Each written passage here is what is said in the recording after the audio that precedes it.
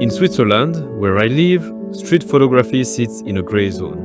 While taking photos of people in a public space is authorized, publishing them online or in print is apparently illegal. I usually don't respect this law,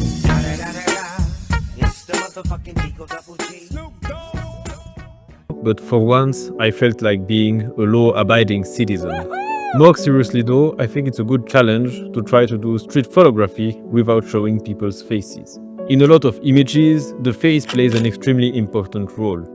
It's where our eyes are attracted. A facial expression can make or break an image. So how can you do street photography without showing people's faces? The first step is that you need to find a street. Here I found one.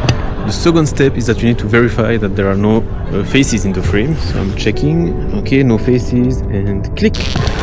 Voila, so that was quite easy. Thanks for watching, don't forget to like and subscribe.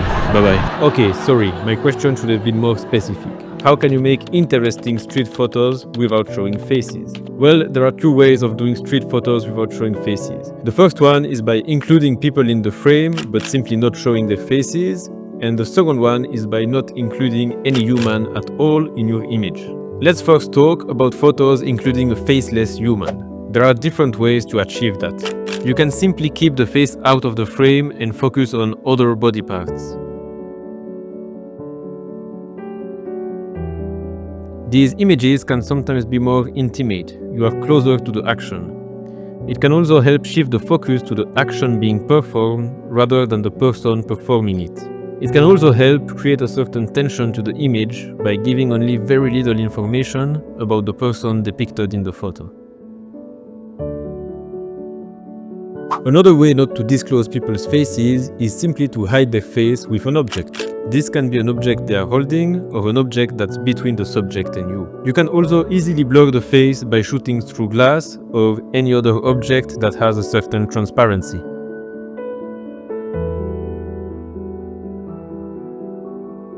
Another way not to show people's faces is simply to use angles in which the face is included in the frame but not visible. The easiest way to do that is to shoot people's back, but in my honest opinion, it's very difficult to make a photo of someone's back that is interesting. In my experience, I got better images by shooting from the side and letting their hair hide their faces. Another good way not to show faces is to let the subjects hide their faces with their hands. And lastly, you can also avoid showing faces by only including shadows in your images. This is quite an interesting exercise and one that will require a lot of patience, as it's hard to get the right shadow at the right place.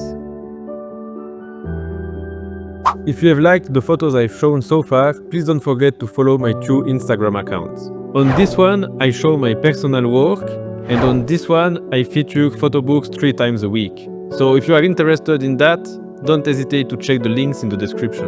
But if you want to read deep dive, I recommend you to check my Substack. I write different types of articles about photography with a focus on photography as an art form. Don't hesitate to follow me there, and I thank you in advance. Now that we have discussed different ways of including humans in your photos and not showing their faces, we can have a look at how to make interesting street photos without any human presence at all. My point here is to find images that still have this street photography energy to them, just without any human being included.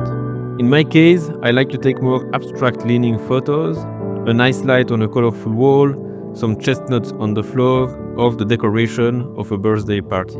Now that we had an overview of the different ways you can do street photo without showing faces, let's discuss why it can be important for you to do so. The first reason is that shooting street photography without faces allows you to have more diversity in your work. This is important if you plan to sequence your work in an exhibition, a zine, or a book. Images without people can be more contemplative, can help set the context of your project, and more generally, can offer a break with an image that's more breathable than one that has a face.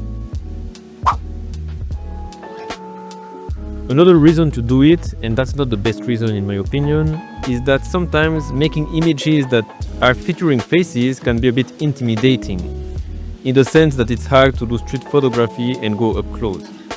Eliminating people from your photos, or obviously not shooting their face, can be a good thing to do on days where you don't feel like having any type of interactions. But personally, the reason why I like to do such images is because it's a good training. I believe such images are harder to do because they cannot be saved by a good facial expression. They force you to think of your use of colors and light and of your composition. In other words, trying to make an interesting image out of a scene that doesn't include humans or without showing their faces is an excellent training to become an overall better photographer. So if you have watched this video until now, I can only encourage you to go out and try to do the same. Try to focus on small details, try to focus on how the light is hitting a wall, on which colors are in your frame. And sometimes just try to let the human out of your frame. It's an excellent exercise, and it's also a super good thing to do if you are a photographer that's a bit anxious of being out in the street and shooting at people's face. We sometimes have the impression that street photo must include a human at all costs, but it's not the case. There is a way to do impactful images even without showing faces. Thanks for watching, and see you in the next one.